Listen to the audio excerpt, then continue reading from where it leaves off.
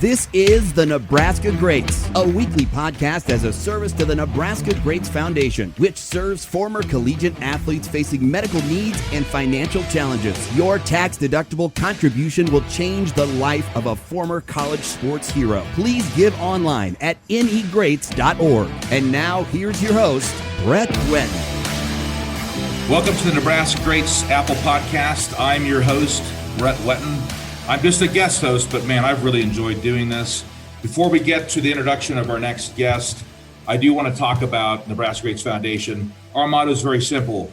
We are family. In Nebraska, we take care of our neighbors, and the Nebraska Greats Foundation, we do that exactly.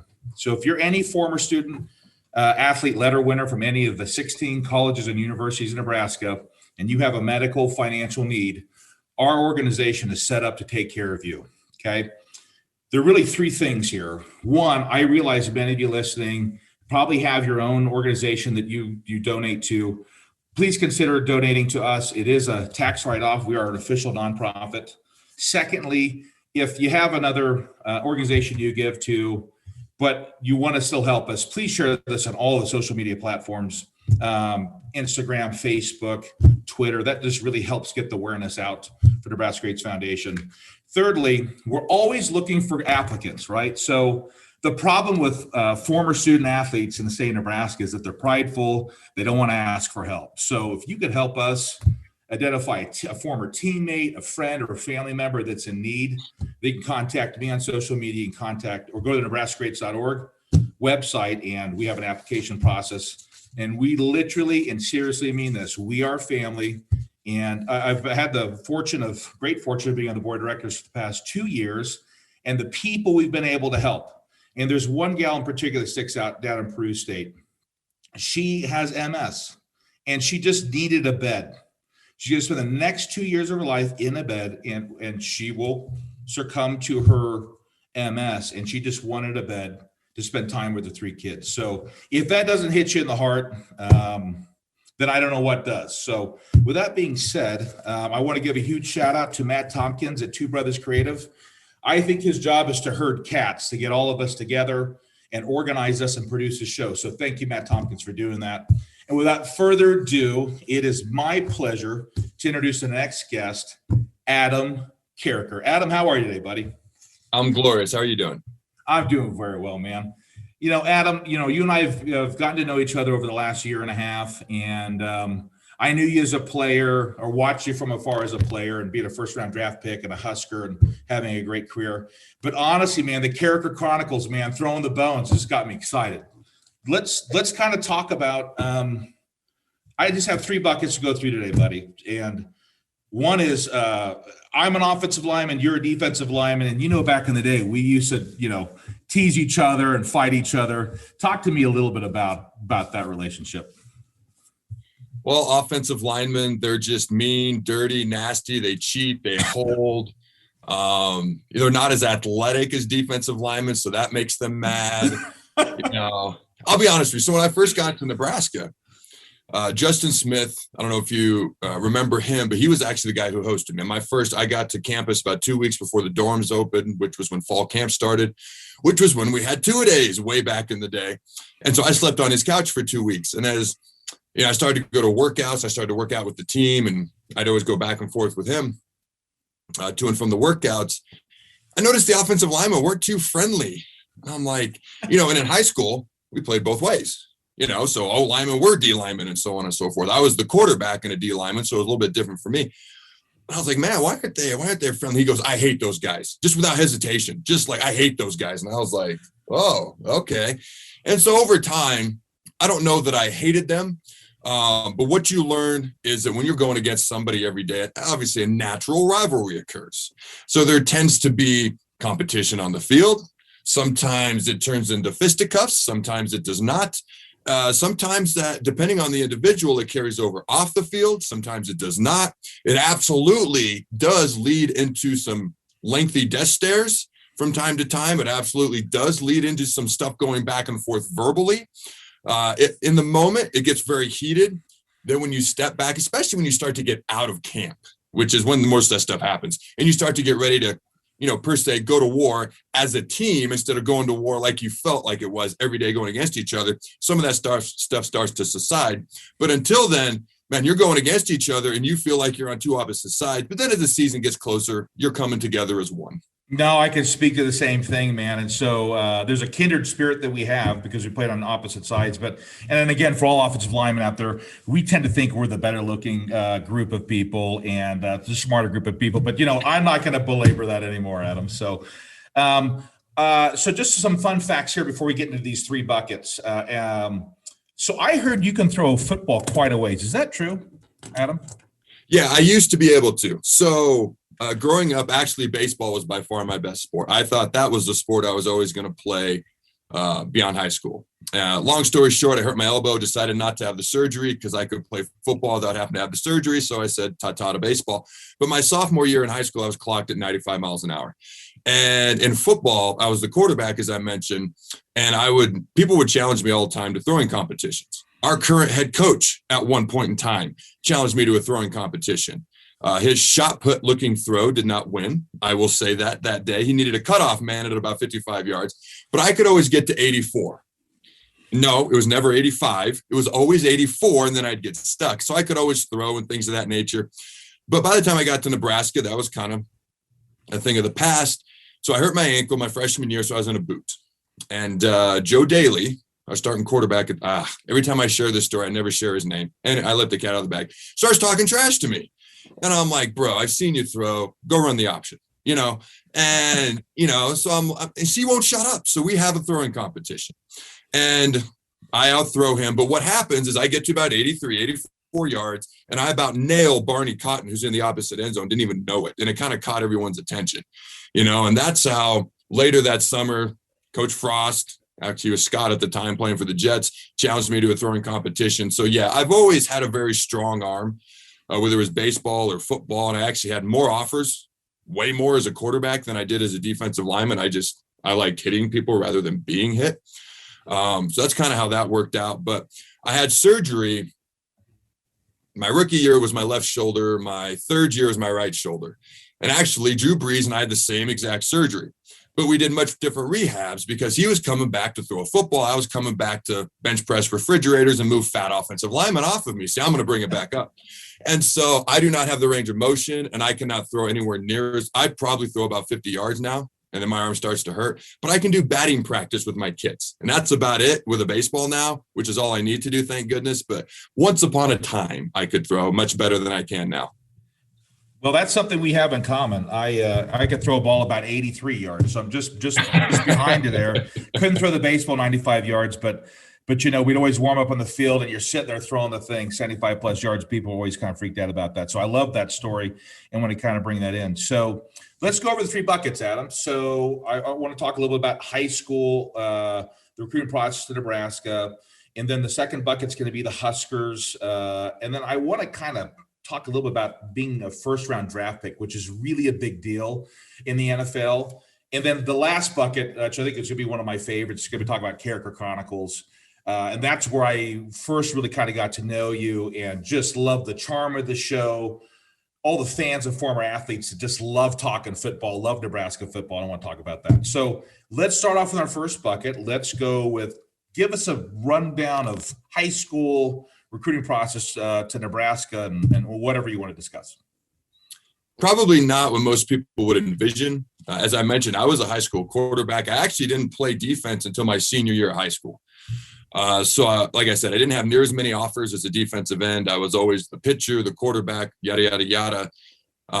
And so I went to Nebraska's football camp, and that was the first time I ever really played D-end, was at that football camp. And I remember Coach Barnes, Nelson Barnes, and he was right. He goes, "You're not good enough to play here." He goes, "You're either going to have to play at a lower level or go be a quarterback." And I wasn't going to be a quarterback at Nebraska at the time because I'm not exactly an option quarterback. And so I thought I was done with Nebraska. I just thought it was kind of out the window. So I was looking at Northwest schools. I grew up in the state of Washington. So it was really down to Oregon, Oregon State, Washington State. Washington never even talked to me. Oregon actually pulled their offer. I was on a high school team that was 2-34 in 4 years. So not great. 0-9 my senior year. So it created some challenges as far as recruiting wise. So like I said, told I wasn't good enough. Certain schools didn't offer, certain schools pulled their offer. So for me, when guys talk about all these offers and highly recruited, that's wonderful. That's great. I can't entirely relate. I will. Nebraska didn't know that was my dream school. That's where I wanted to go. So the end of the year, I got better and better at defensive end. And the last game of the year was versus a team called Moses Lake. And they ran the veer triple option. They just ran the ball 60, 70 times a game. And I ended up with 22 tackles that game. And I was like, we got to send this to Nebraska. I might have a shot. And so we sent the tape off. It was really the last ditch effort. And they called back about a week later and offered me to walk on. And so my dad and I chatted. And obviously, you're walking on, you're paying your own way, but then I'm out of state tuition. It literally makes it twice as expensive. And so we chatted, and he's like, this is your dream. Now, is your dream worth paying the rest of your life, paying for it the rest of your life? Because it's literally what you're going to be doing. He's like, if it's worth it, then do it. If it's not, then don't. Like, my parents weren't going to be able to help me out too much. It was literally my decision.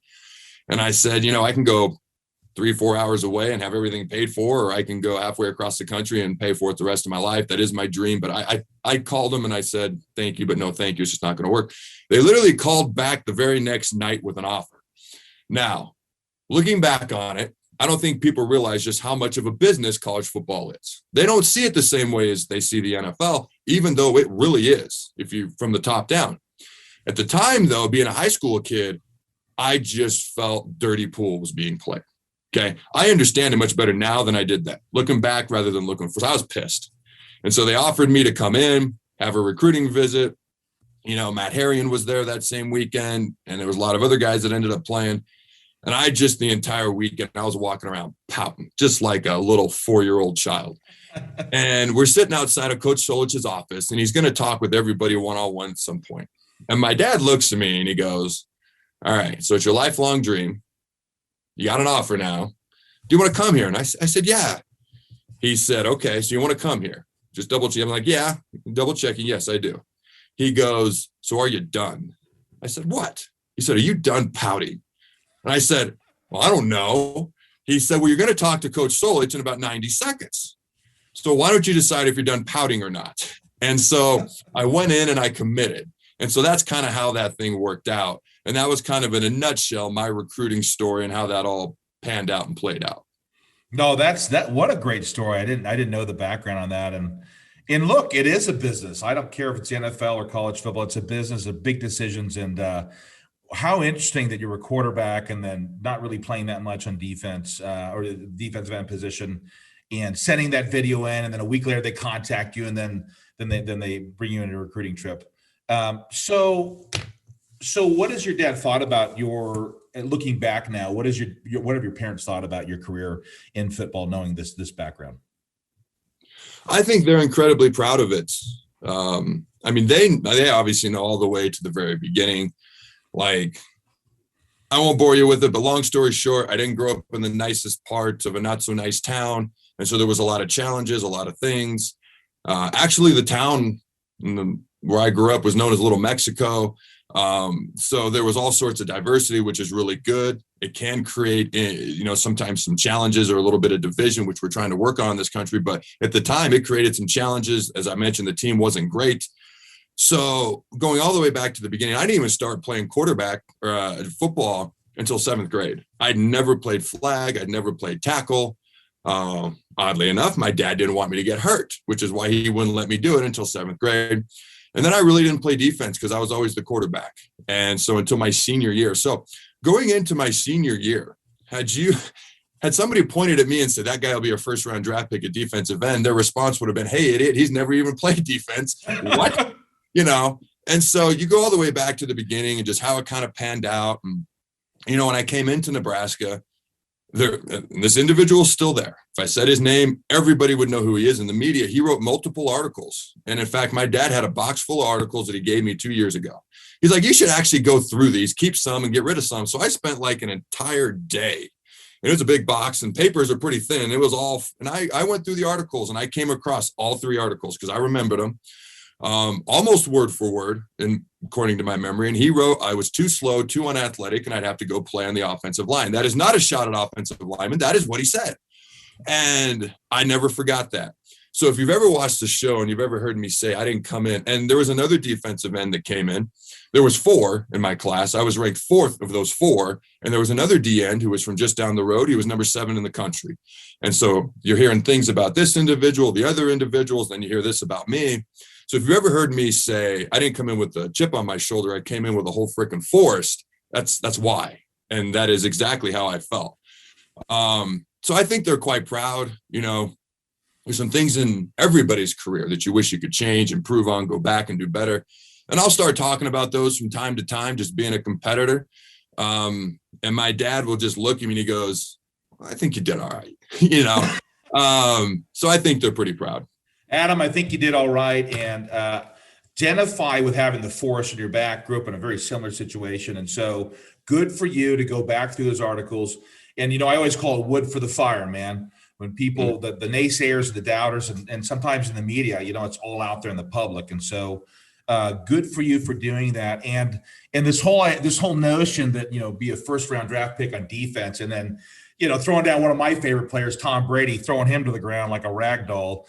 It's pretty impressive, Adam, pretty impressive. So let's fast forward a little bit into just your time in Nebraska. I realize we're covering a lot very quickly. What are some moments that stuck out to you? Maybe some people that you remember or anything along the lines of that, Adam, would be great. Oh, man. We could spend hours talking about some of those things. I'll try to narrow that down. I mean, moments that stick out to me, I still remember my first ever workout like it was yesterday. Part of that is one of the guys I met, and these were 2 walk-ons, so they may not be as well known. Tyler Tolene is still one of my good friends to this day. He has a big, gigantic square head, so I called him Jack in the Box head for a long time. Don't worry, he's heard me say that a million times. The other individual was Jeff McBride, who is now my brother-in-law. I ended up marrying his sister. So I remember that day very well. The third individual was Bernard Thomas. He's easy to remember. So those were the first 3 guys I ever met before a workout. 3 very different individuals, but I remember back when you could do 2-a-days. I remember when they got rid of them. That I remember when it just went to 1-a-days because you could go 2-1, 2-1. Then it went to 1-a-days. I remember, obviously when Solich had to let go a bunch of his staff after my freshman year. Then the next year they let go of Solich, and I found out watching ESPN in my parents' grandparents' house at Aurora, playing cards. Like that's how we found out. I remember the whole Bo Pelini when he was the interim coach going into the Michigan State Alamo Bowl. I remember the fans chanting afterwards, wanting Bo. I remember when Callahan got hired. Right. I remember his first meeting with the team. I remember when he tried to get all the walk-ons to quit. I remember a lot of things from those years that I'm just going to skip over. I remember my first ever real game, which was against Oklahoma State. I remember my last game in Memorial Stadium, which was against Colorado. And I remember being by far the last guy to leave the field because I did not want to leave the field. There's a lot of things in between the Alamo Bowl versus Michigan with the comeback and then the almost play at the end of the game that I'm glad did not turn into a touchdown. Still the longest play I've ever been involved in my life. I remember Oklahoma in the Big 12 title game, not being able to get that done. Auburn in the Cotton Bowl, similar situation. So we had some good wins versus Michigan, Michigan State. When we were underdogs in those games, we had some wins that I wish we could have gotten that we weren't able to.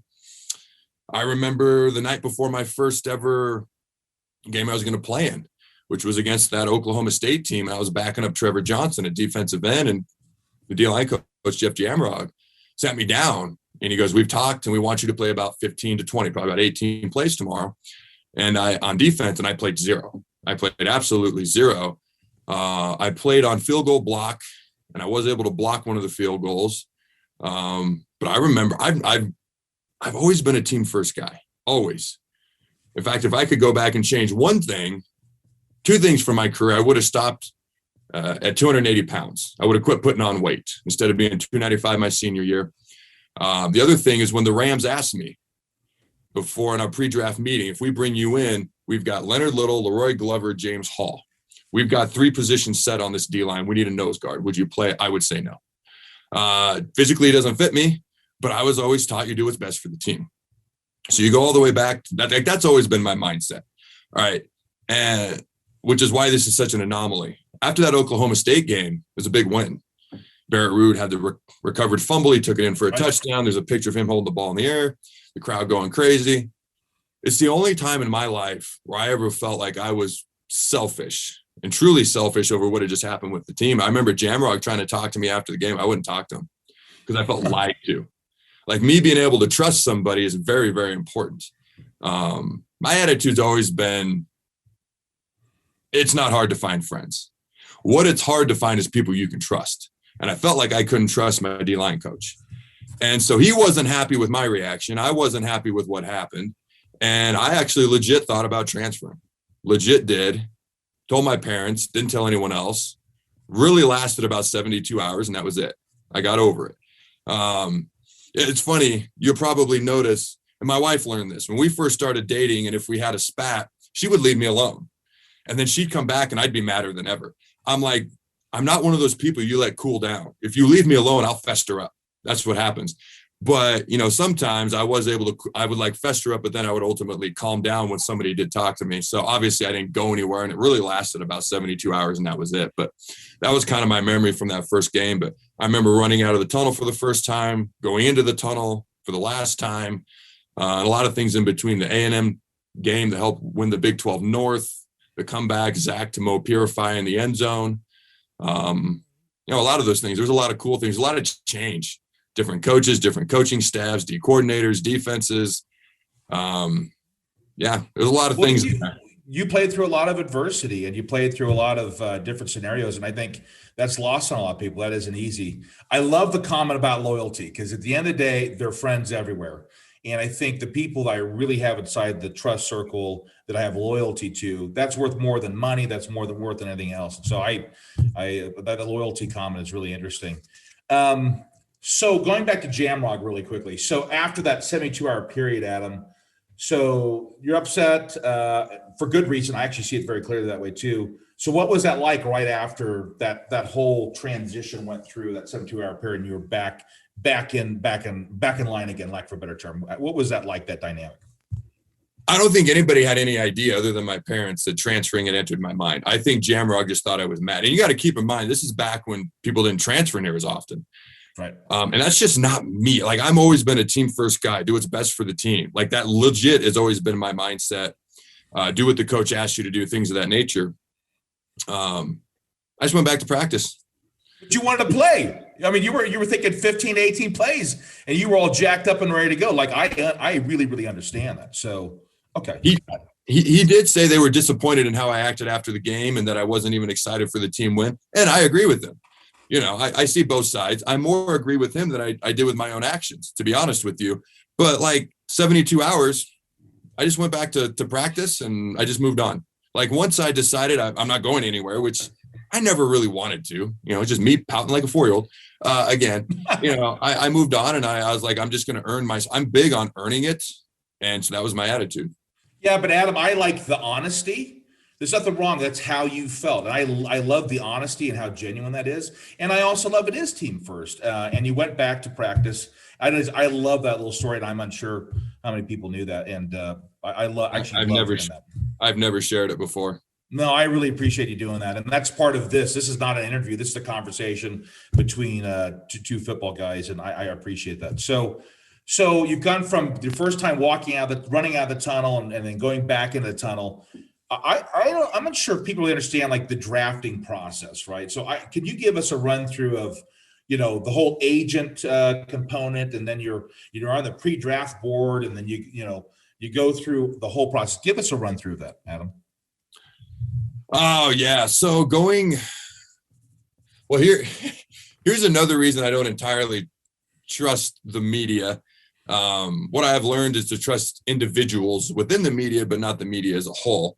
But going into my junior, like, the NFL was never on my radar, never once in my entire existence as a kid growing up. Like I said, I thought I was going to play baseball, but my other dream was to play at Nebraska. The NFL was nowhere in there. Okay. It was nowhere on my radar. Going into my junior year, after the fourth game of my junior, I had 4 sacks. And then all of a sudden this article comes out, and it talks about how Carriker is already planning on going pro next year. And I was flabbergasted by this, because going pro had never entered my mind. So this guy still works in the media, so I never pay attention to anything he writes. And I was like, wow, that's very interesting. Never even occurred to me. And so anyways, the season goes along and I have a pretty good season and I'm projected to be a first round pick if I come out late in the first. I think if the one I remember is 21st. I don't even remember the team overall, but that was like in January. So it was very early on. And so I talked to my dad and I'm like, what do you think? He's like, what do you want to do? And he really didn't, now that I think about it, he really didn't give me any answers. He just put it back on me. And basically what I kind of came to, he's like, well, what do you want to do? And I'm like, well, my dream was to play in Nebraska. I want to play in Nebraska. And then we talked about the injury risk. And that was really the only thing that came in was the injury risk. If I knew I wasn't going to get hurt, there was no question. But if I get hurt, I mean, that could be millions of dollars down the drain. So we got an insurance policy from Lloyd's of London. So I felt at least relatively safe there. And it was a pretty easy decision to come back. But as soon as I announced I was coming back, the messages, the letters, the emails from agents just flooding. And I quickly realized I wanted nothing to do with this. And I was really busy. And my dad is a deeply organizational person and a very deep thought, investigatory, going to look everything up under God's hot sun type person. So I'm like, you're going to do a better job at this and it's going to make my life easier. So I just turned it over to him. And so he dealt with all of them. And I literally laughed because my dad will ask 4 million questions and then he'll ask more. Like he will. And I was like, anybody who survives this has got to be a decent candidate because they just survived my dad. They're doing a great job. So he narrowed it down to 2.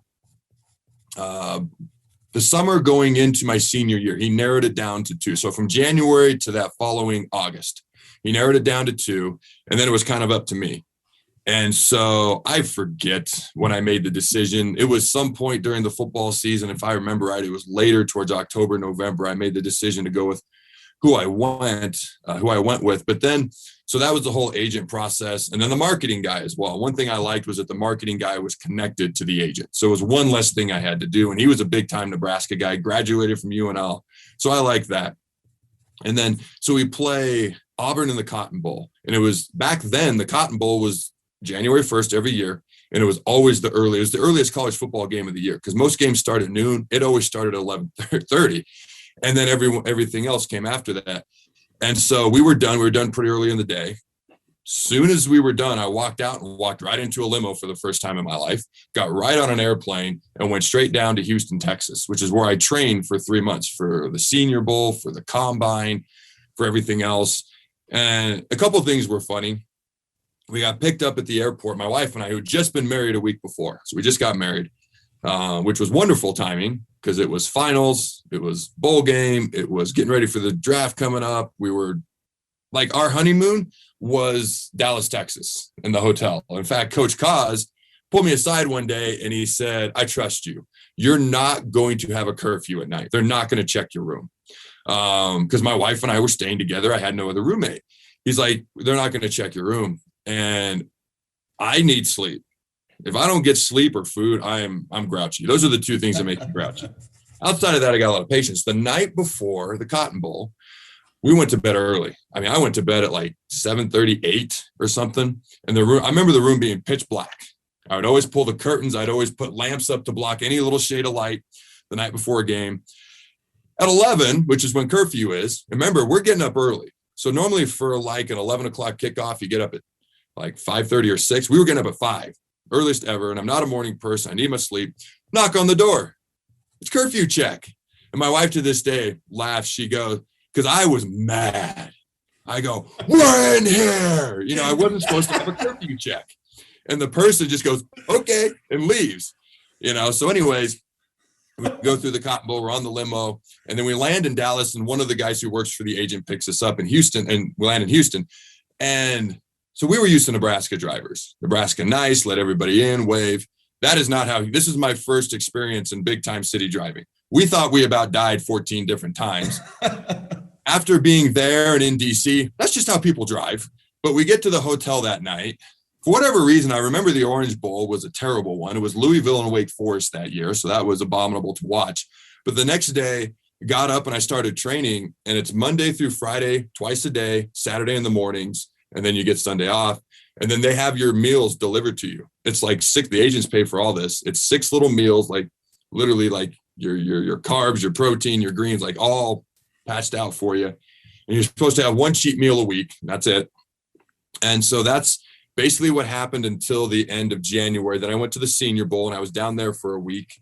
That was a really good week for me. That really helped me out a lot, and especially with the draft stock. And then the next 2 months, we're getting ready for the combine. And the combine was probably the most miserable part of the draft process, if I'm being honest. Again, I need sleep. I'm not a morning person. The combine is designed to wear you out. Like, there's all sorts of testing. They put the testing, like your drug testing and all that, they put it on purpose at 4 a.m. So you're tired. And then you've got meetings, you've got all these mental, you're there for 5 days. You're not just there for a couple of days. You've got all these mental tests that you do. You got all these meetings you do, but none of that bothered me. It was the fact that they made it so you couldn't, like, I would have a meeting with the Titans, 15 minutes later, the Jets, the Jaguars, whoever. And that's just how it worked. And you never knew what those meetings were going to be like. Like, I'll never forget the meeting with the Jets. Eric Mangino is a very serious, straight-laced, not going to laugh person. And so I walk in, and every meeting's so different. Sometimes you got a whole bunch of people. Like my meeting with the Broncos was one-on-one with the D-line coach, and that was it. Some teams pulled up your worst 15 plays of your career and went through them. Some teams didn't even look at film at all. You never knew what to expect. So I walk in, and there's no less than 40, 45 people in this tiny hotel room where the Jets are doing their meetings. And immediately, one by one, they all come up to me, tell me their names and their position with the Jets. Takes 7-8 minutes of this 15-minute meeting. Wow. I'll be honest with you. I'm terrible with names. I don't tend to pay very good attention. I need to work on that. And at the end of it, Mangino, who I have no idea who he is, because he'd just been hired. He'd never been a head coach before. I don't really follow the NFL. I had no idea he was just with the Patriots and Belichick and all that. Comes up to me and he goes, "Who's the head coach?" Oh, God, I have no idea. No clue. So I just pointed at something. I don't know. It must have been the clerk or something because they all bust out laughing. He goes, "It's me." "Who's the GM?" And then he asked me, like, I got them all wrong. And I'm just like, oh, this is going terribly. Then we sat down the last 5 minutes and went through the worst 15 plays of my career. It was by far the worst meeting of all the meetings I had with all. I walked out of there just like somebody beat me up with the Louisville Slugger. And that's all they want to see is how you react. The next meeting, Coach Fox is with the Panthers still. I walk in, and it was like a comedy session. They didn't ask me a serious question. It was all jokes. I was like, oh my God, it was a whirlwind. So the meetings were crazy. So they were toying. They wanted to see how he reacted. And I've always been a big Herm Edwards fan because when I met with the Chiefs, I walk in, I sit down, it's me and him on a couch, and they got one guy with the video screen up. And this was one of my last meetings, and I'd watched these 15 worst plays about 1,000 times, and I was just kind of over it. It might have even been the same night as the Jets thing. I don't remember. And he pulls it up, and immediately I can see what it is. And I don't know what I did. I must have just looked crushed because he immediately looked, I just must have gone like, oh. He shut it off, and he goes, "We're not going to talk about that." I think he felt bad for me. I was just like, oh my God, and we just sat there. We actually talked about Will Shields, because he was playing for him at the time. He was a Nebraska guy. I've always been a big fan of his since. So anyways, you go to bed at like midnight, you get up at 4 for like 5 straight days. And then the last day you do your testing when you're as exhausted as they can at least make you mentally. So I hated the combine. It was miserable, if I'm being honest. But then after that, you can stay where you're training or you can go back somewhere else. So I stayed in Houston because I wasn't happy with my 40. I wasn't happy with a couple other things. And so I trained some more so I could redo them at my pro day. And so I redid them at the pro day. Everything was much, much better, much more like I was hoping it would be to begin with. And then you kind of got about 6 to 8 weeks before the draft where you don't do anything. And so I just kind of hung out. Well, I should say before that 6 to 8 weeks in the pro days, they fly you all over to the different teams. So now this part is really cool. Like I'm wearing suits and I'm flying all over and I'm staying in big fancy hotels and, I'm meeting with teams and they're whining and dining you. Yeah. Right. Yeah. And it was kind of cool. And, then you get the 6 to 8 weeks and then draft day comes. And then, so this was back when they didn't invite everybody to the draft. They invited like the top 6, 7 guys and that was it. It was the year, Brady Quinn dropped, Joe Thomas was fishing on the boat, all those guys, Jamarcus Russell, Calvin Johnson. So that was my year. And so I I did it with we had the draft party at my parents' house, state of Washington. So we had just some people around that lived there and known me since I was a kid. And it was very cool. And so the Rams call, let's see. So Willis went 9. See if I get this right. No, Ginn went 9 to the Dolphins. I forget who 10. Oh, Moby Okoye went 10 to the Texans. That's right. Oh, Yep. 11 was Patrick Willis to the Niners. 12 was Marshawn to the Bills. I was 13th, and then Darrell was 14th to the Jets. And so they're talking to Marshawn, or they're talking about the pick, and then I get the call from the Rams, Scott Linehan, and they had told me when I was there. They said one of their scouts just came up to me and said, you should just start looking at real estate while you're here. This was also the same team that had talked to me about moving to nose guard. Right. Now, my agents had told me about smoke screens. They said, you can't really pay attention. And I really wanted to go to the Broncos. I always wanted to live in Denver. You know, I like mountains. I'd always been a big Broncos fan. They didn't talk to me once, not the combine, not the Senior Bowl, didn't fly me in. And I was just kind of like, oh, man, they're like, oh, that's a great sign. Shanahan never drafts anybody he talks to. That's awesome. And then you got these other teams, you know, they're telling you all, they're like, don't pay attention to any of it. So I remembered the thing from St. Louis, but I didn't really pay attention to it because it's all smoke screens. So I get the call and I'm like, it's for real. And so the call goes down, they announce the pick. And man, I was on the phone for like an hour answering a million questions, talking to media. You know, they needed all this info, getting a flight set up so I could go out there. That day was phenomenal. I remember waking up that morning and my wife being like, well, where do you think we're going? I'm like, Angie, we could go to Florida, Seattle, California, New York, St. Louis. I have no idea. We have no control either, by the way. So the excitement was pretty cool. The only thing that kind of stunk about that day was, you know, obviously my dad's had a huge impact. I brought him up several times. My parents have had a huge impact. We had this big party and everything organized, but as soon as I got off the phone, I had to be on the flight in 90 minutes. And the Pasco airport where we were going is not far away. And it's not I've been there, Adam. Yeah. Yeah. So it's very feasible. The problem was I literally just waved goodbye to my parents and left and never really to this day have gotten to celebrate it. That was the only thing that kind of stunk. But, you know, then we come in, we land, do the media gig. And then that's kind of how the whole draft process was. As an overall whole, it's a good experience. I would just warn those who doing it next year or in the future, be ready for the combine and make sure you have an opportunity to celebrate it, whatever happens with those who matter most to you. The rest of it was pretty awesome, honestly. Well, now, you know, I'm going to jump in here and say, you are going to go have a party with your parents. I don't care where it is, what you do. I'm going to push you as your buddy. You need to go have a big party with them. All right. So, yeah, so I have a couple quick hit follow-up questions for you. So on your cheat day, what does Adam eat? What do you go hog wild on? Are you talking about now or back then? Back then when you were training, they said, eat whatever you want. What did you go and do? My favorite food is Mexican food, followed by ice cream. You get the chips and salsa, you get the queso, the bean dip, then you get the big, whatever you quesadilla, burrito, and then you go wash it all down with some big ice cream. Is this ice cream or Mexican fried ice cream, Adam? I go for the regular ice cream. I like Dairy Queen the best. Dude, I love it. I love that. As a former lineman, I love that. You crack me up, man. And so, you know, the other quick question is, you know, look, the NFL is a gigantic business and you're a piece of meat being shipped through the warehouse or whatever it is. And so they really are trying to peel back to see what you're made of, what your character is. When we put you under stress, when we bring you into our organization and we're paying you, you know, millions of dollars, how do you react with all of that? I just find that really, really interesting because there's so much that's going on beneath the surface in that process. And so I guess a quick question on that is, so how did you adjust to all of that? You know, you sign a contract, you know, I don't remember the amount, and frankly, I don't care about the money, Adam, but what was that like to now, okay, I'm going to the Rams, I'm going through the mini camps, training camp, you're fighting for a position. I mean, that's a whole nother bag of cats, right? What was that like for you? Yeah, for sure. I still remember there's certain things that people ask me about, and I remember them, bam, crystal clear. And this whole process, that whole rookie year, I remember very, very well. You start asking me about year 2, year 3, for some reason, I don't remember it as well. But I remember the rookie mini camp, like it was nothing. I remember being insanely nervous for those practices. And then the first time we practiced with all the vets, being incredibly nervous. And I was learning a new position because, by God, they put me at nose guard. And, it was fun.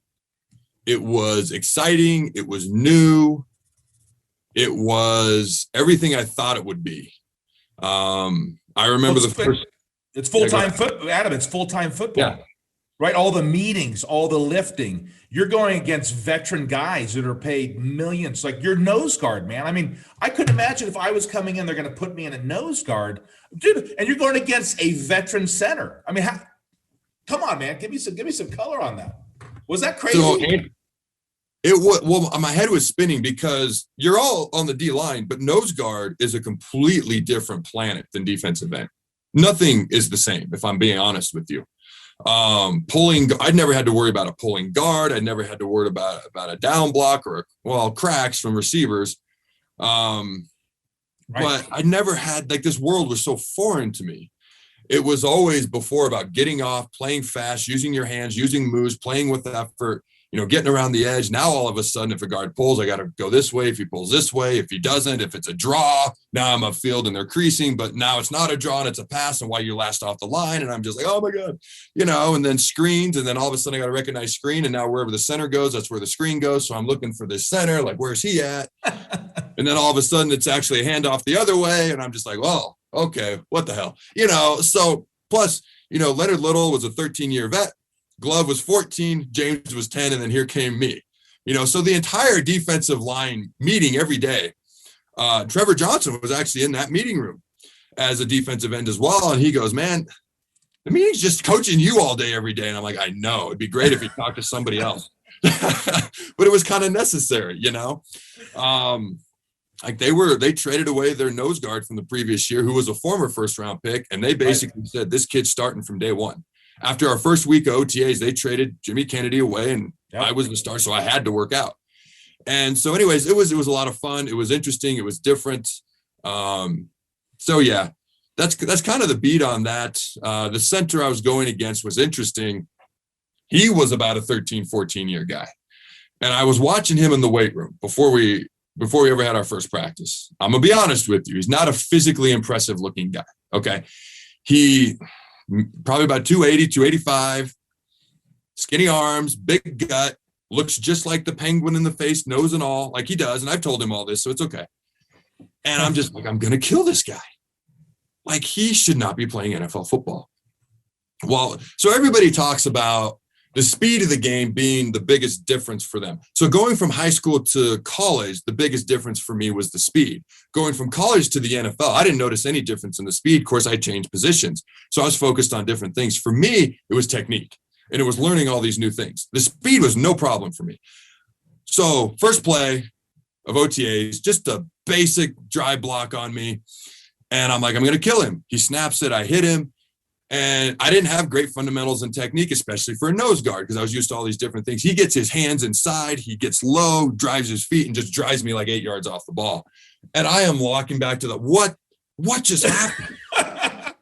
The tall penguin just blocked me. I couldn't believe it. I learned very quickly fundamentals and technique are huge at that level. That's right. Because everybody's physically talented, even guys that don't look like it and have been around forever. Or look like a penguin. Yeah, exactly. Penguin, better watch out. Oh, man. And as the year progressed, like, that was his last year of playing football. And I do, obviously, I got better and better as the year progressed. Towards the end of the year, it got to the point where I was winning way more often than not. And there was one practice where I started to figure out his telltale signs, right, left, pass, run. Every offensive lineman has them. And I finally quit worrying about every way I'm supposed to go. And I kind of had the natural reaction where I was supposed to do and do what. And so I could just focus on, okay, what's he doing? Where's the ball going now? And I'd kind of figured it out. And I had one practice where I won. Like, I clearly won the day. And he came up to me afterwards and he goes, I think I need to retire. And I go, why's that? He goes, you killed me. And that was kind of, I don't know if that really was why he retired, but finally I had figured it out enough to be able to hold my own against him. And that was his last season. But that was kind of my first introduction to the league. My introduction to Nebraska was Richie Incognito, which was very different than my introduction to the league, which was Andy McCollum, who was a very different type player. Correct. But yeah, he kind of helped me you better learn basics and fundamentals. Kevin Mawai was another one. My second year, we had practices against the Titans. We played them in our first preseason game. We went out to Tennessee, Nashville, and we practiced with them the entire week before. First time I ever met Kyle Vandenbosch. He's got red contacts in, running around the practice like a freaking lunatic. And I'm just like, this guy is nuts. I love it. He's nuts. Yeah. Oh, man. Especially the red contacts. Just put it over the top, And then I'm going against Kevin Mawai, who's arguably the greatest center in the history of the NFL. And he had some tricks nobody else has ever shown me. He would do drive, he'd do all these things. And then he had this block where he would jump back, which if you think about an old lineman jumping backwards, that takes extreme athleticism. And then you think about the fact that he's got to snap the ball on top of it. And be accurate and snap. That's right. Oh, man. So I'm firing off. He jumps back. My head goes down. He throws me right on my face and goes second level and blocks the linebacker. And that was embarrassing to watch on film. Like, just what just happened? And the next day, he did it to me again. Because what would happen is all of a sudden were they running a screen at him? What was he doing? Was he trying to set you up and go to the second level on a screen? What was he doing? What was on that particular play? I think it was more of like a reach block. Okay, but he would just throw me on my face and then just go. They'd cut the guy behind me. He'd throw me and go. Yeah. And so anyways, so the next day he does it to me again. So what happens is now I've looked like an idiot twice. And the meetings are basically, what are you doing wrong, Carriker? And so those were fun to watch. And so now I'm not firing off hard. And so now when they run power and counter and I'm getting double teamed, now I'm getting knocked back. So the first couple of days were interesting. By the fourth day, I finally had figured it out. Well, at least the last time he tried to do it, I'm not going to say I figured it out, but the last time he tried to do it, he jumped and I caught him and I drove him because he's in the air. I caught him because he was kind of like sitting back on his haunches like it was a pass. I'm like, well, either it's a pass or he's jumping back. So I'm going to fly off and go after him. Even if I'm wrong, I'm tired of falling on my face. And so he jumps back and I caught him and just the momentum, I drove him straight back into Vince Young. And so on that one play, it only took about 4 to figure it out.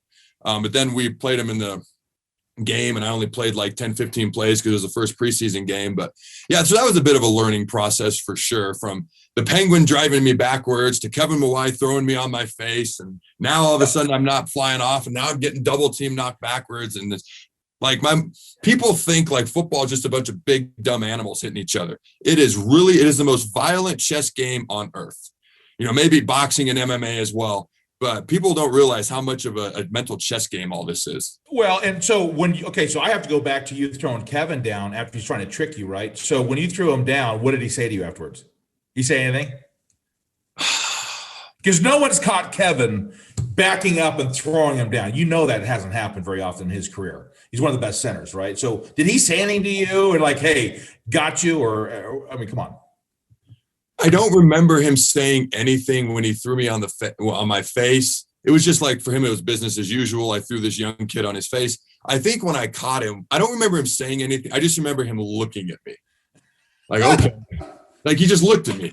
The only center I ever remember talking to me, the guy for the Chargers, Nick something or other, and him and Phillip Rivers never shut up. All they did was talk trash. Yep. And he had all these tattoos. I don't remember his name, but he was one of the best centers at the time, my rookie. He talked a lot. The only other one was Matt Burke. And so I had Adam Goldberg, who played at Wyoming and then played with the Vikings. And the Vikings were our first preseason game my rookie year. The Titans were my first preseason game my second year. And Adam, who had played with Matt in Minnesota, by the way, you'll get a kick out of this. Adam and I used to go back and forth about the O-line, D-line thing. And he said, he's like, you guys are idiots. I could train my Labrador to play D-line, see ball, get ball. So that was always his thing. Wow. But anyways, he goes, don't pay attention to Matt. And I said, what does that mean? He goes, he's going to kill you with kindness. He's going to tell you how awesome you are, how great you are. He's going to tell you did a great job. And then he's going to try to kill you. And so that's exactly what he did. The first couple of plays I actually did pretty well. He's like, oh, you're going to be an all-pro. You're a great player. You're doing awesome. And then the next thing I know, the third play of the game, he's hitting me after the whistle like 3 seconds later. So I was prepared for it, thank goodness. But Adam's like, he gets people with that all the time. So he was the only center I remember really talking to me. That and the San Diego guy, whose name I can't remember. They were very different conversations. The San Diego guy was not complimentary. But anyways, yeah. Did he speak French? A lot of French, very fluently. A lot of French. So look, there's just so many great things about your story, because I think of you in Washington State and trying to figure it out. You're quarterback, and then you kind of play defense at the end of your high school career. You get into Nebraska, and then there's the first center you went up against. This idea that you kick his butt when you figure out his telltale signs, and he's like, "This is the end of probably the end of my career." So I want to fast forward just a little bit to how you knew you were done in the NFL. And then we're going to go into Carriker Chronicles and just kind of life after football. Yeah, the end of my football career was tough. So my last full year that I played for the Washington football team, the first thing we did was our conditioning test. The conditioning test wasn't an issue. What became an issue was I got blisters in the back of my heels, and they progressively got worse throughout camp. And I went to the trainers. I'll be honest with you. I'm just going to say it. They all got fired not too long ago, and they were terrible at their job, and I couldn't stand them. And part of it is the blisters. Part of it is how they handled my knee. I just thought they were terrible at their job. And so the thing is, my blisters became so bad that every Tuesday throughout the season, I was going to the wound care center at the hospital. Like, I'm sitting there next to burn victims, people who have legit problems. And I played the entire year with the backs of my heels cut out. They were cut out, and then we would tape my shoes on. Okay. Now, this was my contract year. So this was a big year. And I admittedly overtrained in the off season. So I had patella tendonitis and quad tendonitis on both my knees. Like, I have no idea how I played as well as I did, considering my shoes were falling off half the time, and I couldn't even sit down to take a crap at home or stand back up without pain in both knees, especially my right knee. I ended up having a decent year, and then I signed the contract to come back with the Redskins. And the heels finally healed. I still have big freaking scars. I still remember the first day I wore shoes, because basically from the end of July when camp started all the way up until March 1st, I was in flip-flops all day long, and the only time I ever wore shoes was my cleats when I taped them on.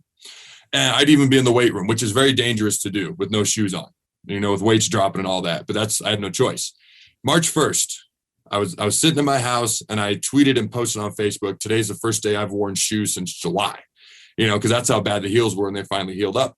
Now, going into the next year, my heels were normal, big scars, but I could wear shoes.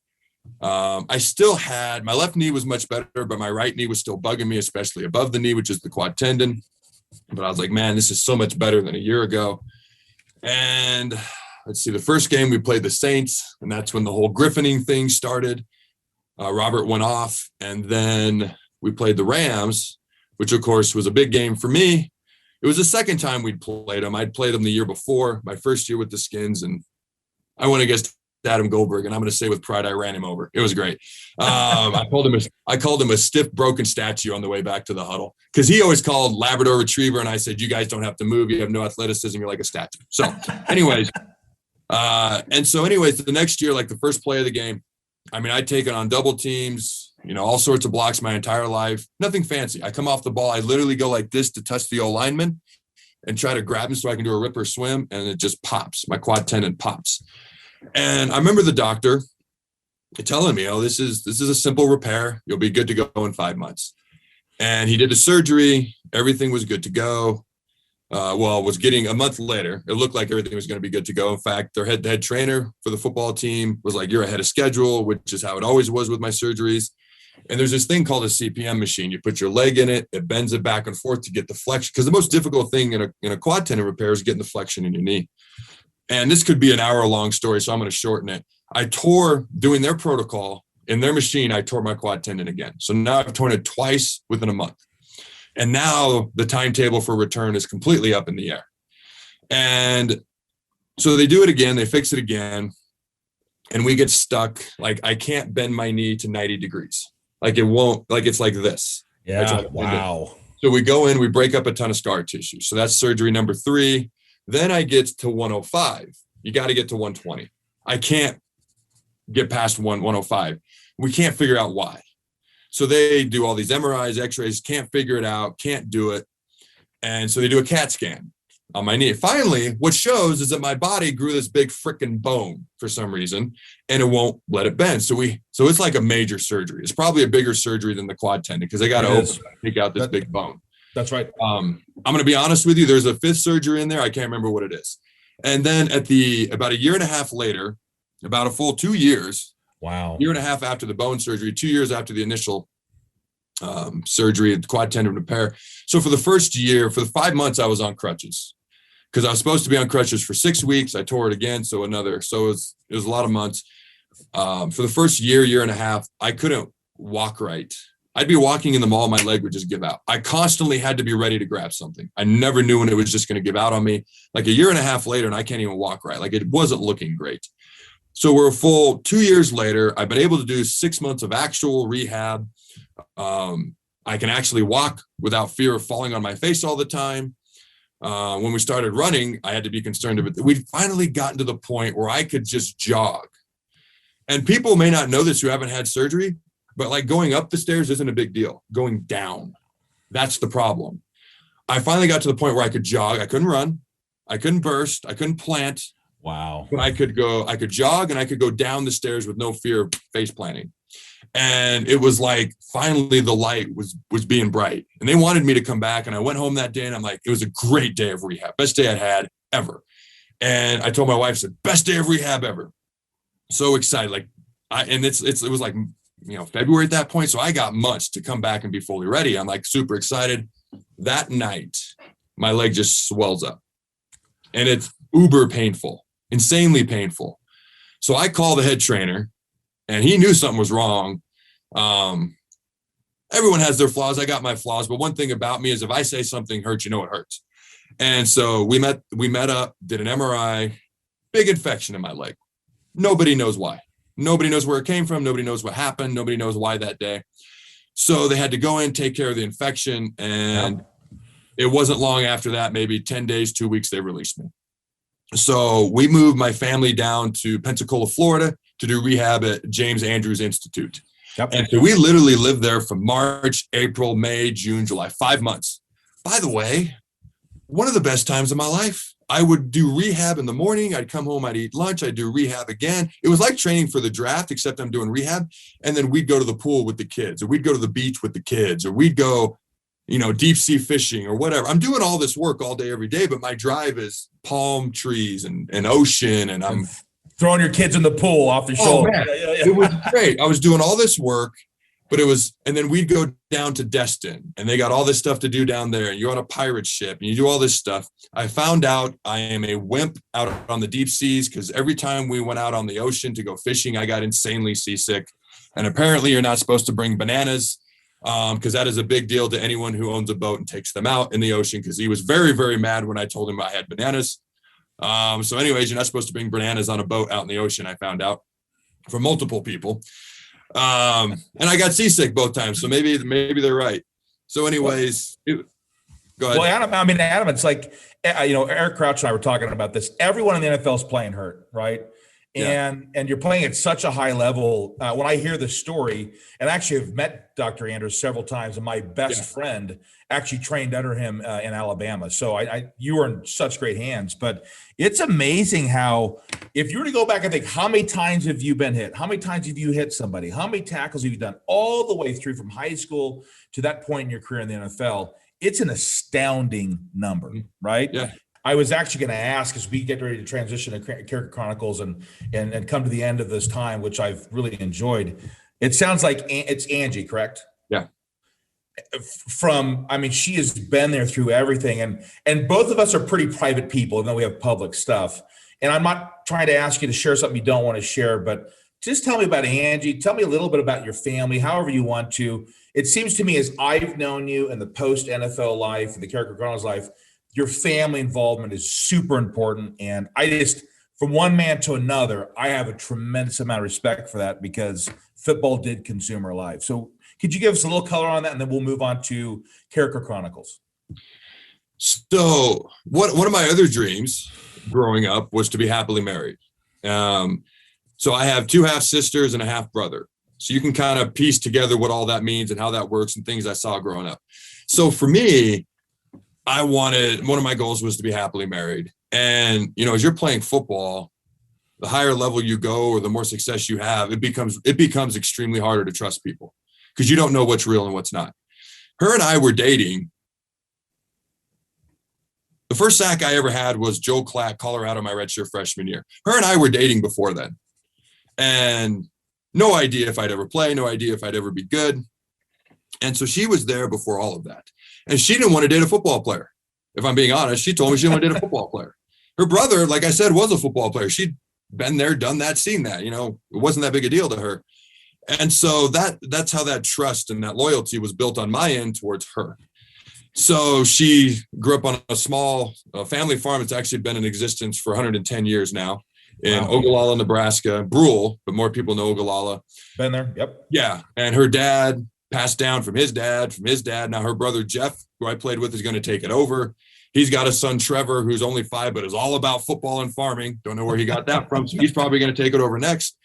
And so she has those small town Nebraska hardworking values. Her whole entire family does. If I was to list the 10 hardest working people I've ever met, 5 of them would be her mom, her dad, and her older brother. And Jeff. Phil's their oldest brother, who's actually one of my better friends as well. So that's kind of how that all meshes together. What was the rest of your question? No, I just, you're not talking about, how you're coaching with your kids. And again, I'm not trying to drag them into all of this, but how fun is that to coach them and that's just like a dream, isn't it? No, that's not a dream I had. I saw the work you see in youth sports growing up. Okay. I never wanted to coach youth sports. And I've seen them all over again coaching my kids. Now, coaching my kids, that is awesome. Dealing with everyone else's parents, that is not what I enjoy. I actually feel like youth sports is one of the dirtiest things in America because there's so many parents who just need to take their ego and everything else and set it aside because it's about them and not the kids. And it creates a problem for everyone else where it is about the kids. I think it's dirtier than the NFL because the NFL is dirty and everyone knows that youth sports is not supposed to be, but it is all too often. Not everybody, not even the majority. But the parents are living vicariously through their kids. Yes. And this is coming from you, who's a first-round draft pick, right? And so I think that's the irony of all of this. So I guess just give me a quick blurb. So how does that go when you've got the super parent, just going crazy on a 10-year-old? I mean, what do you do? It doesn't go well because it can. I'm honest with them. And you're qualified to say so. But they don't want to hear that. They don't. I had one dad go, well, I played high school sports in Texas. What? Congratulations. What do you want from me? And anyways, so, here's the deal. Like I had 10 kids on my basketball team 2 years ago. The basketball team I had this past year was freaking phenomenal because I got rid of the people from 2 years ago. But I had 2 families on that team. Well, I had 3. One of them was never there. That's why I don't even count them because I forget they were on the team. Right. I had 2 other families that caused more drama than everybody else combined. And so I wanted them to leave. And I probably should have just told them to leave. But what I did is I decided to give them a chance. I threw out things like you got to be to practice. You got to be on time. We're going to have a tryout, which we weren't. You got to earn your spot, things of this nature. And all of a sudden, they just kind of evaporated away. And, it was kind of funny how that worked. They didn't want to hear those things.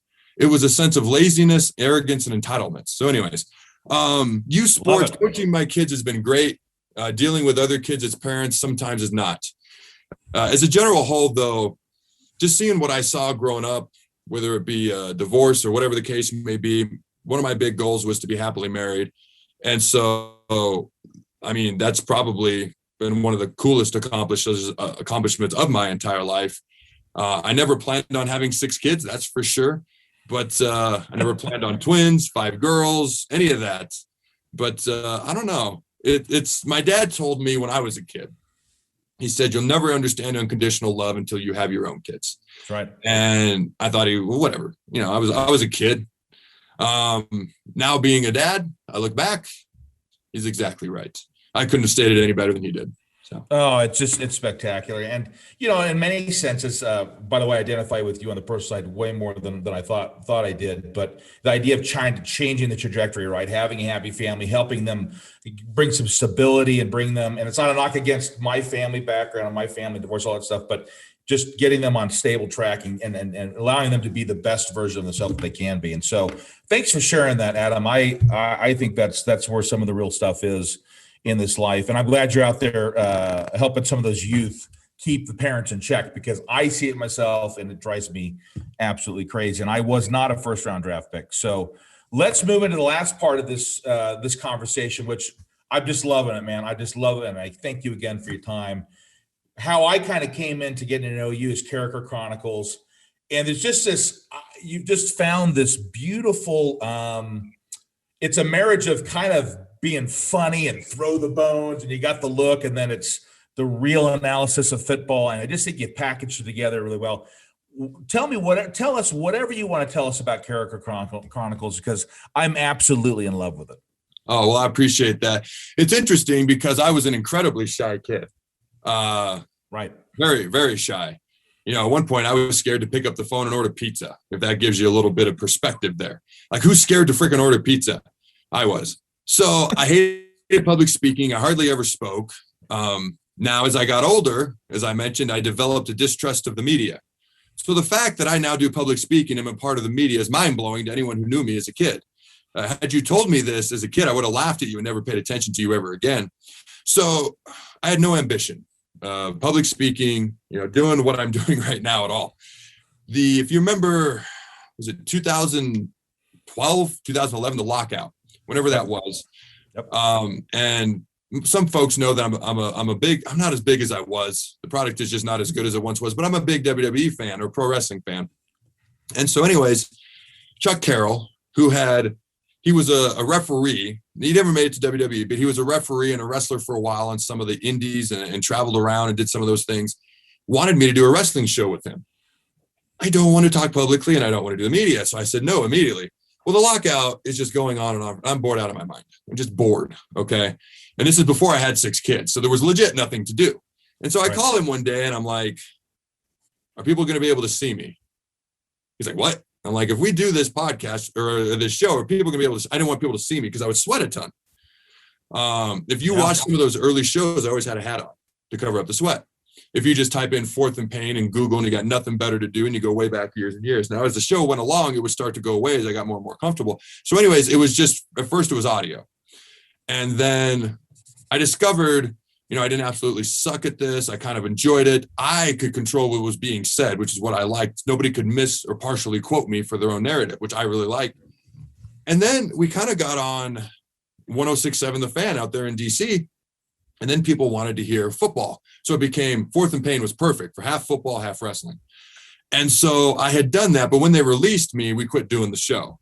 And so a couple of years went by, or maybe a year or whatever it was. And then all of a sudden in Nebraska, Pelini gets fired. And so I'm watching the reaction on Twitter and Facebook. Most of the people reacting or former players were guys who'd played for him. I had played with some of these guys. I had played against some of these guys. I had watched most of these guys on TV. And I could not possibly disagree anymore with what they were saying. But nobody was saying the opposite argument. So I sat down. I didn't even have a Facebook page until my marketing guy made me get it. It was literally like a couple months before this. And I typed on my Facebook page, this big, long thing. There's no paragraphs. I certainly didn't do spell check or go back or reread it. I was just basically venting. It's like that email you want to send to somebody and you type it out, you don't hit send. Except I did. I hit send. I had little to no following, so I didn't think much of it. Within a couple hours, I get a text from a guy at the World Herald. I didn't even know they had my number. He's like, can we run this? I'm like, I don't care, sure. And then I started to get texts from former players. They didn't got a lot of traffic. And so then Mike Riley gets hired. Nobody knows who Mike Riley is. Well, I grew up upstate of Washington. I grew up 4 hours from Corvallis, and my football team went there all 4 years of high school for football camp. So then I wrote a thing about Mike Riley. People thought it was interesting. So the next year comes along, the next football season comes along, and I'm starting to like, okay, at some point football is going to end, whether I want it to or not. And I was like, do people actually care what I have to say? or was they just some hot topics? So every Sunday night, Mike Riley's first year, I would write an article every Sunday night and I'd put it out, and did really well.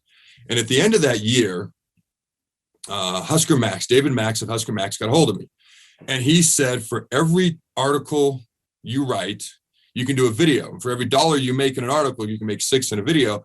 And yourself or anyone who's ever written an article knows the most difficult thing is tone. You can send a text to 3 different people, and 3 different people can read it 3 different ways based on the little voice in their head. I spent more time on tone than I did anything else in my articles. Well, you can see my body language in a video. You can hear my tone. And I had done the show before with Fourth and Pain, so I knew it wasn't a nightmare scenario for me. And I'd even done it in front of the camera eventually. And so I started to do these videos for Husker Max. And at the end of that second year with Riley, the Omaha World Herald guy, who is actually not the Herald anymore, but he's the whole reason I'm with the Herald, with Graham Archer, which is kind of funny. He still texts me every once in a while after a Carriker Chronicles episode, because he still watches them every day. I didn't know he did. I got a text from him randomly, like a year and a half after he left the Herald. This show, I don't agree with this, and I agree with this. I'm like, I didn't know you watched the show still. He's like, dude, you're the reason. I'm the reason you're there. I'm like, okay, that's fair. So anyways, he gets a hold of me. We work out a deal with the Herald, and I've been with them since, just doing the videos and things of that nature. So the Chronicles, basically, I don't have a communications degree. I've never, any media. I've never done any of that. Not that I don't think I don't need it. I actually because I like things that are different. Why be the next someone else when you can be the first you? Okay. So it's not that I don't think I need it. It's not that I don't think it would make me better. It's none of that. I want to be different than everyone else. And so if I do what everyone else did, I'm going to be like everyone else. So when you watch my show, or anyone watches my show, my goal isn't necessarily to be better or worse. It's to be different. And then you can decide on your own if you like it or not. So when I get ready to do public speaking, I get ready to do a show, or my Carriker live show, which is live on Sunday nights, I get on YouTube and I watch Stone Cold Steve Austin promos. I watch The Rock. I watch John Cena. Like, the reason I talk like a WWE wrestler is because that's who I watch and that's who I learn from. And they don't get enough credit. Yes, it's predetermined. Okay. But their job is to literally, especially with the mic in their hands, to hold thousands in attendance, millions across the world in the palm of their hand with what they can do verbally.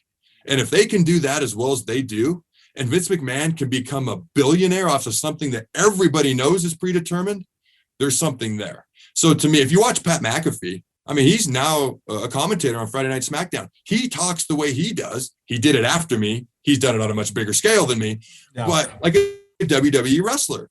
So anyways, that's kind of the whole backstory there. You know what? I'm blown away by your life, because it's like, hey, you're a quarterback in football and you play a little defense.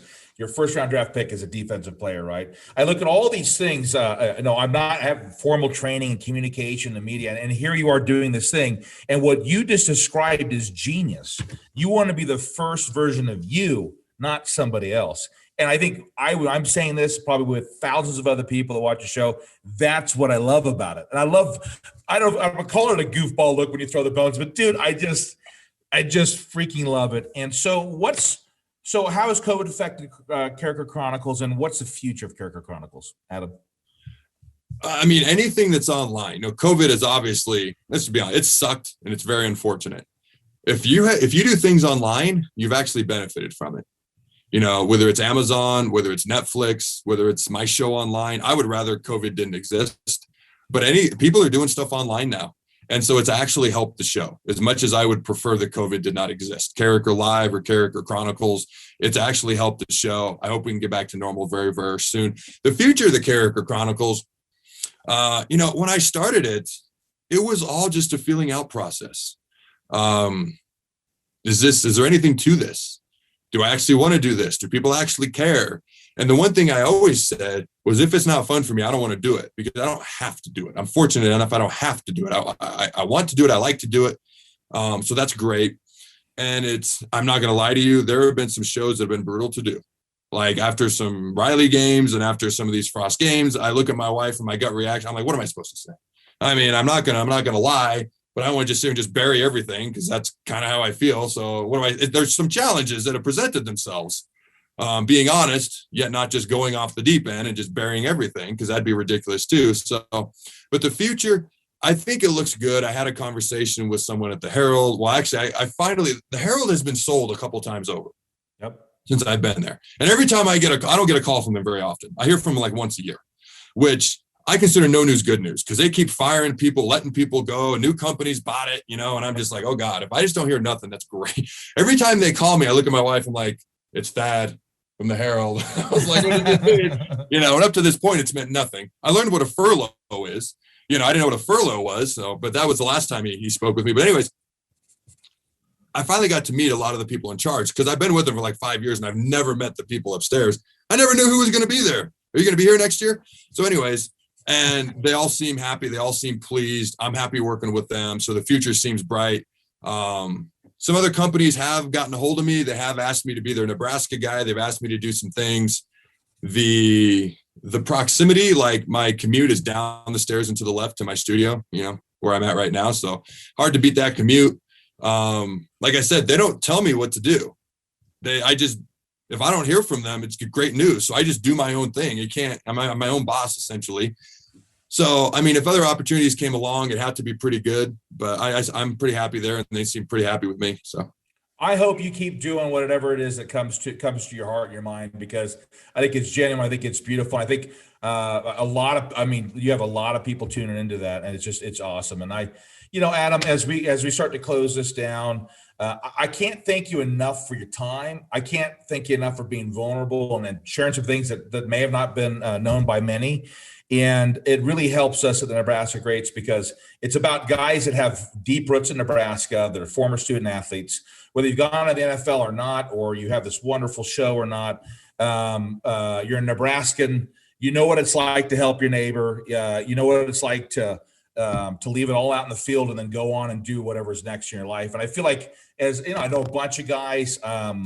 I feel like you're one of those guys that's done that, and you've gone through the process, and it's been good, and it's been hard, it's been difficult, it's been challenging, and here you are. So I thank you very much, Adam, for your time. Is there anything else you'd like to impart with those that are going to listen to our podcast? I appreciate your time. I thank you for having me. I would say, I know several people within the Nebraska Greats. I know Jason McCants does a great job. I don't know if he's ever shared this publicly. He's told me several times, and other people in the room, so I think he's okay with it. But he does a lot of stuff for Nebraska Greats, because Jerry Murtaugh, who's a legit great guy, national champ, former All-American for Nebraska, when Jason's cousin got